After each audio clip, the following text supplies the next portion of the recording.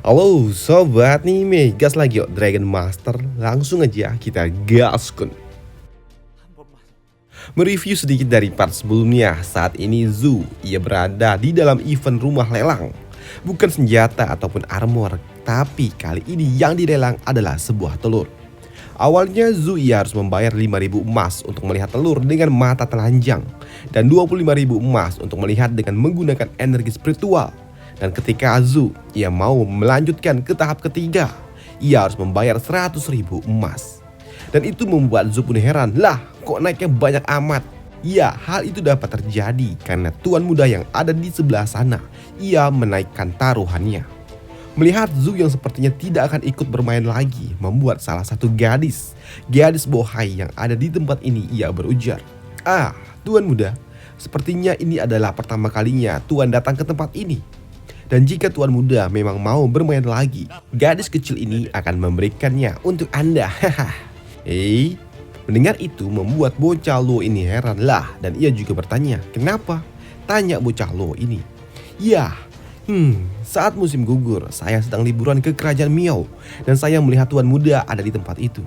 Sejak pertama kali saya melihat tuan muda, mulut bawah saya ini cenat-cenut mas. Dan jika tuan muda mau menemani saya minum, saya akan membayarkan biaya tahap ketiga ini," ujar gadis itu. Mendengar itu membuat bocah Luo ini pun kena mental. "Ah, tidak. Kenapa? Kenapa aku tidak memiliki wajah yang tampan? Sedangkan untuk Zhu, ini adalah resiko punya wajah tampan." Di sini bocah Luo juga berujar kalau ia tidak menduga kalau bocah yang ada di sebelah sana, yaitu tuan muda Han, ia akan bermain sejauh ini. "Ah, Zhu Mingang, apakah kau yakin mau bermain lagi? Aku tidak punya uang sebanyak itu," ujar bocah Luo ini. "Ah, tenang. Aing ini juga tuan muda," sambut dari Zhu. "Baiklah, kalau begitu aku akan menjelaskannya kepada dirimu. Kalau telur ini dapat dikatakan berharga ataupun juga tidak. Karena memang tidak semua makhluk dapat menyerap energi dunia sebelum mereka lahir. Bahkan ada juga monster ribuan tahun aja yang tidak dapat menyerap energi dunia sampai mereka mati karena tua." Ya, hal itu pun dibenarkan oleh Zhu. Tapi Zhu juga berujar, Aku melihat sesuatu yang spesial dengan telur ini. Aku dapat melihat kalau ternyata ada lapisan roh di cangkang telur itu. Maka dari itu aku rasa benda ini layak untuk diperjuangkan," ujar dari Zhu Mingang. Mendengar itu membuat bocah Luo ini heran dan ia bertanya, "Hei, bagaimana bisa kau melakukannya? Aku tidak melihat apapun. Oi, apakah basis kultivasimu memang setinggi itu? Apakah kau memiliki naga yang lebih kuat daripada Shocking? Apakah itu ada di tingkatan raja?" Tanya bocah Luo ini yang penasaran dengan kekuatan yang dimiliki Zhu sebenarnya. Dan ketika hal itu dikonfirmasi oleh Zhu, membuat bocah Luo ini tambah kena mental, tambah frustasi. Udah gak kaya, gak ganteng, kultivasinya sangat rendah. Cocok bener nih aing jadi NPC. Sedangkan untuk tuan muda Han, ia sebenarnya juga tertarik dengan telur itu. Tapi seorang master yang ada di sebelahnya ini, ia tidak menyarankan untuk mengambil telur itu.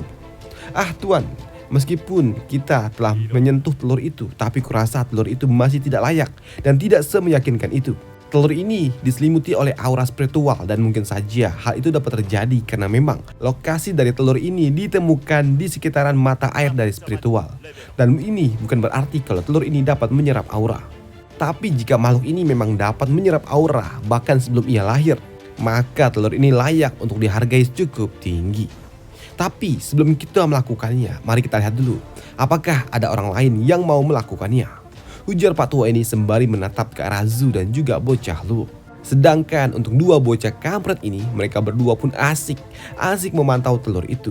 Dan itu membuat Zhu pun juga berujar, bagaimana menurutmu? Ya, aku bisa merasakan kalau telur ini dapat menyerap aura, tapi aura kehidupannya tidak sekuat yang aku pikirkan.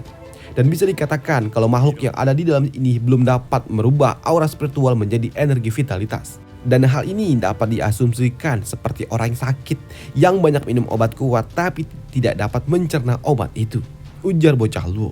Jadi maksudmu ia dapat menyerap aura tapi tidak dapat memanfaatkannya? Sungguh sangat kasihan. Ya, kau benar. Maka dari itu aku menyarankan agar kau tidak melanjutkan permainan ini, ujar bocah Luo. Sedangkan untuk Zhu, yang menaikkan harga taruhannya ke 150.000. Melihat Zhu yang menaikkan harga taruhan itu membuat bocah Luo ini bingung. apa yang kau lakukan?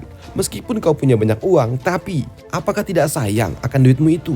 Kau malah memilih untuk melanjutkan permainan ini. Kau bocah gila. Cih, cuma 150.000 aja kok. Dan asal kau tahu, tuan muda ini berasal dari keluarga kaya.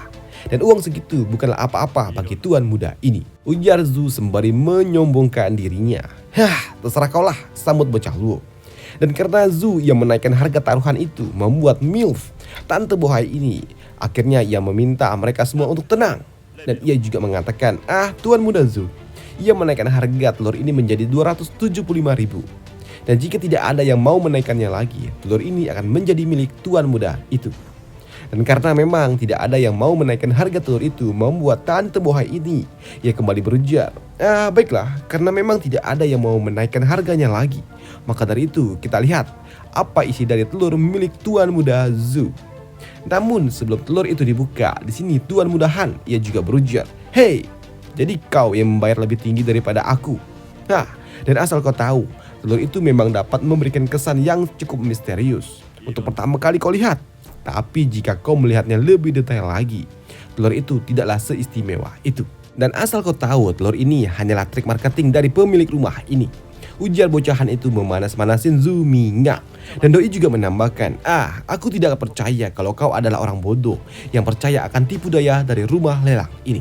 Dan Zhu yang mendengar itu, Doi pun bodoh amat, dan ia juga berujar, ya, bodoh amat, aku bayar sendiri kok pakai uangku, dan aku mendapatkan benda yang aku mau, dan kau udah bayar tagihan di awal, nggak dapat apa-apa. Dasar bocah kintil, ujar dari Zhu Mingang. Dihina balik oleh Zhu tidak membuat kampret ini kesal.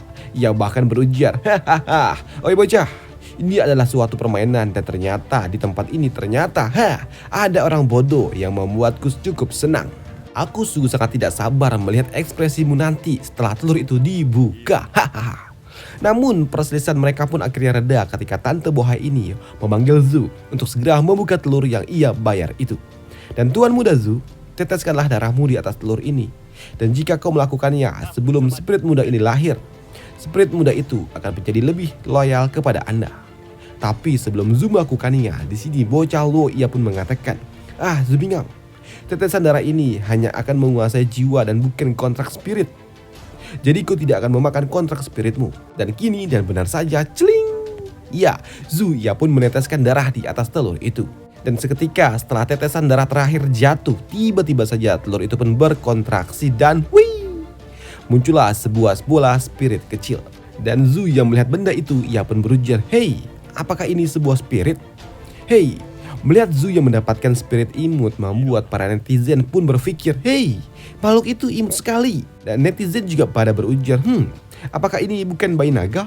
Ini hanya bola spirit, bisik-bisik para netizen. Sedangkan untuk si kampret ini yang melihat Zhu yang tidak mendapatkan bayi naga, membuatnya pun berujar, 200.000 emas hanya untuk sebolah bola rambut. Aku bisa tertawa sampai mati melihat hal itu. Ujar si kampret ini yang menyindir Zhu Mingang. Sedangkan untuk si tante bohai, tuan muda, selamat, Anda mendapatkan spirit kecil itu. Ya, aku menyukainya, ia sangat imut, sambut dari Zhu. Sedangkan di dalam hati Zhu yang melihat benda bulat ini lebih detail lagi, Doi berujar, baiklah, si kecil ini memang imut. Selain itu aku juga penasaran dengan kemampuan apa yang dimiliki oleh si kecil ini. Baiklah, aku akan mencobanya dulu dengan memberikan aura spiritual. Dan begitu diberikan aura spirit oleh Zhu Mingang, habis. Semua aura itu pun diserapnya. Semua aura yang kuberikan ternyata diserap. Tapi ternyata aura itu diserap bukan oleh tubuhnya, tapi oleh bulu-bulu yang ada di sekitaran tubuhnya itu.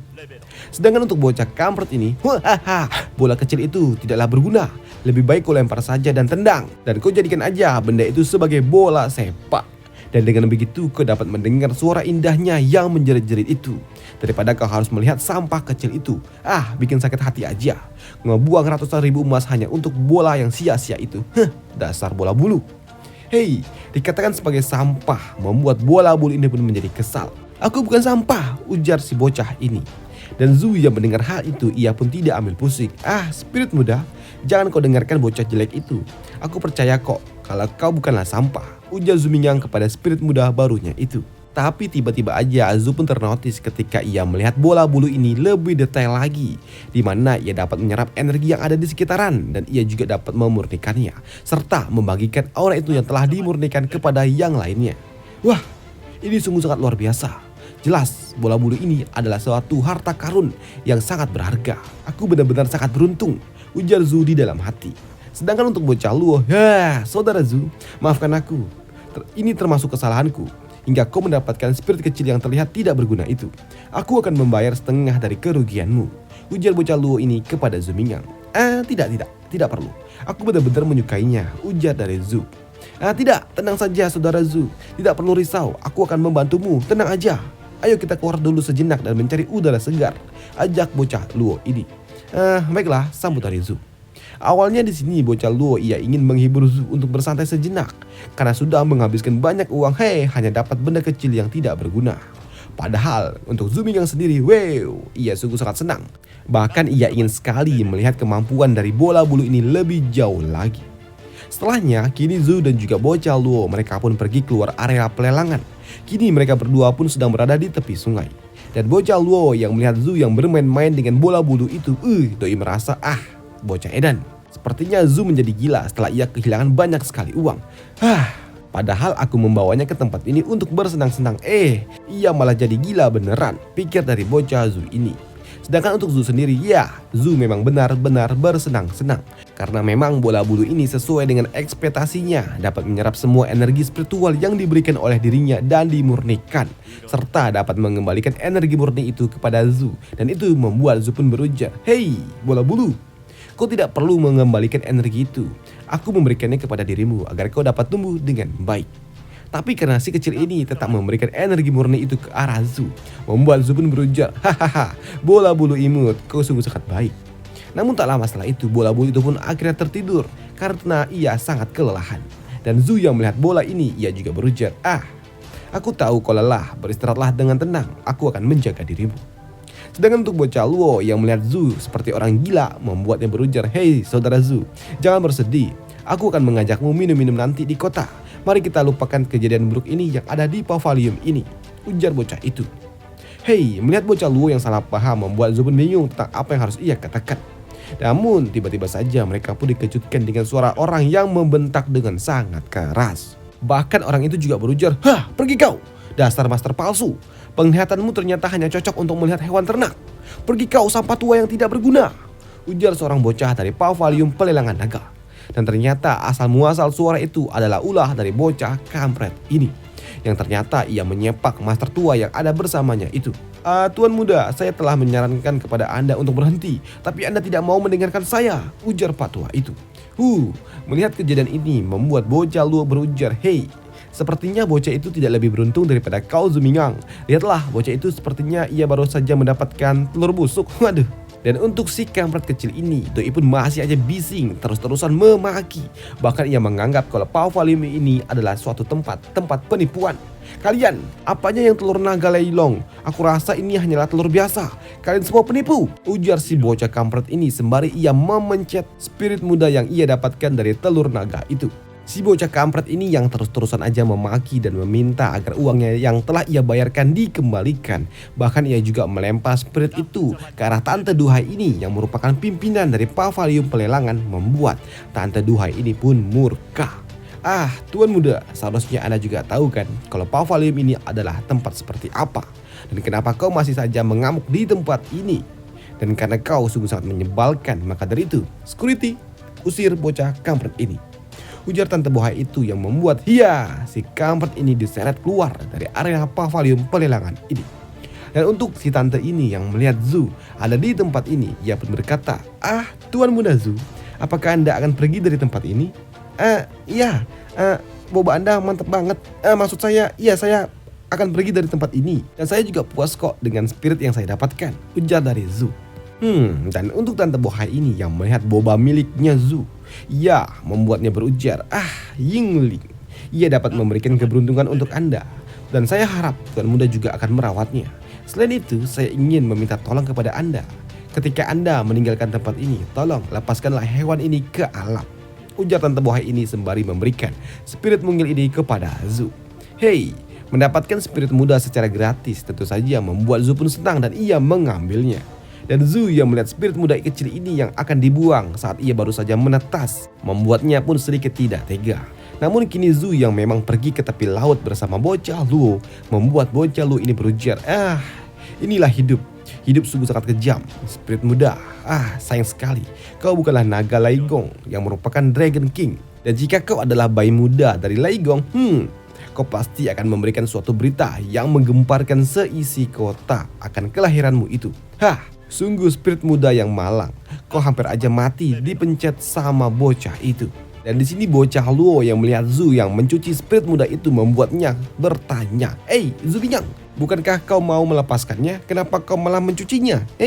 Apakah kau mau memakannya? Ya enggak lah kampret.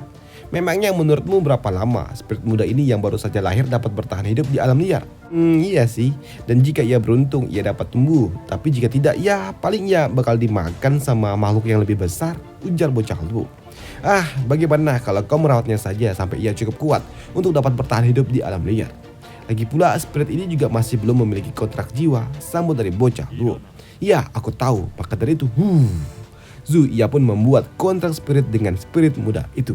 Tidak seperti bola bulu yang memang tidak memakan slot kontrak jiwa. Ular kecil ini tentu saja jelas memakan slot kosong milik Zu Mingang.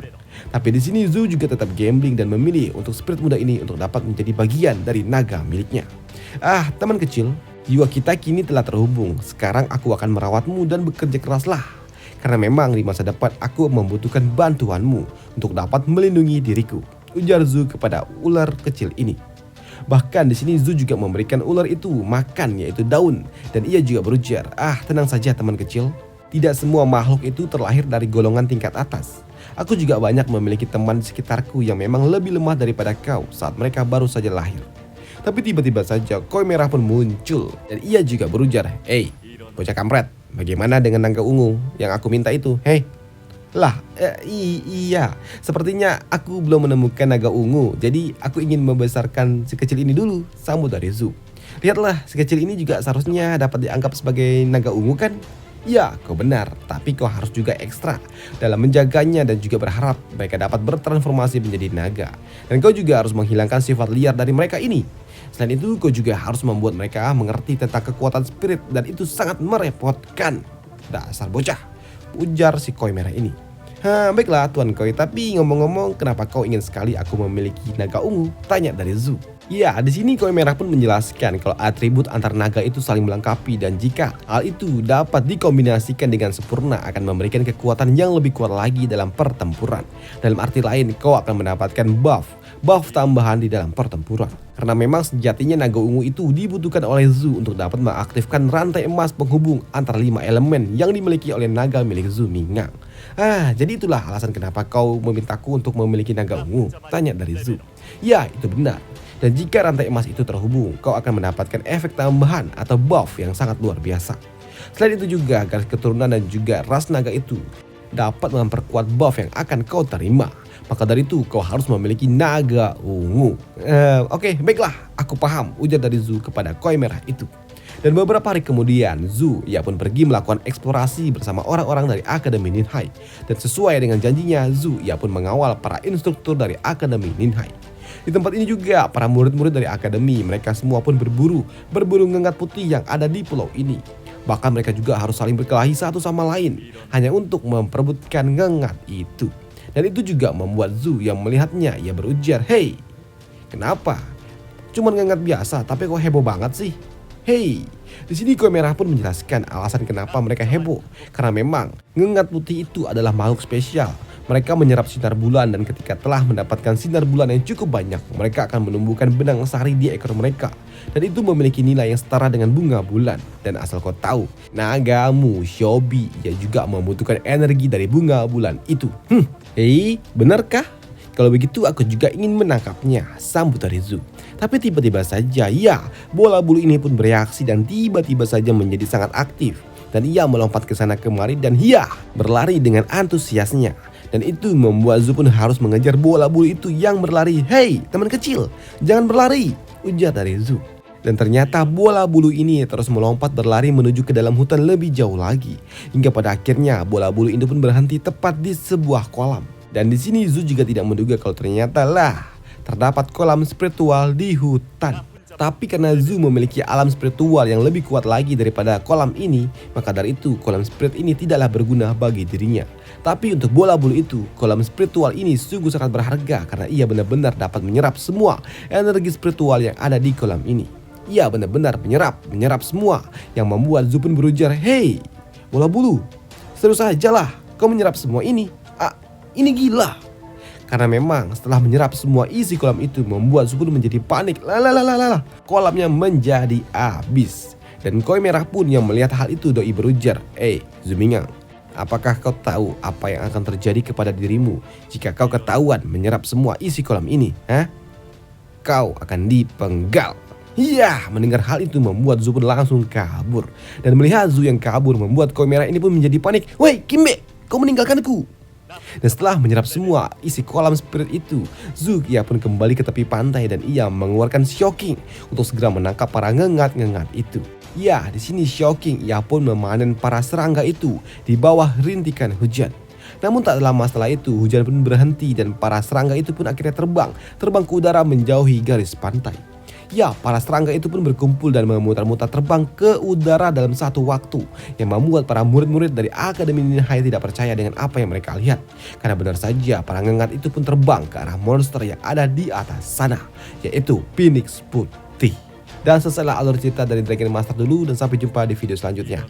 Dimana di part selanjutnya Evil Star Dragon King akan bertarung melawan Phoenix Putih itu. Dan sampai jumpa di video selanjutnya. Bye.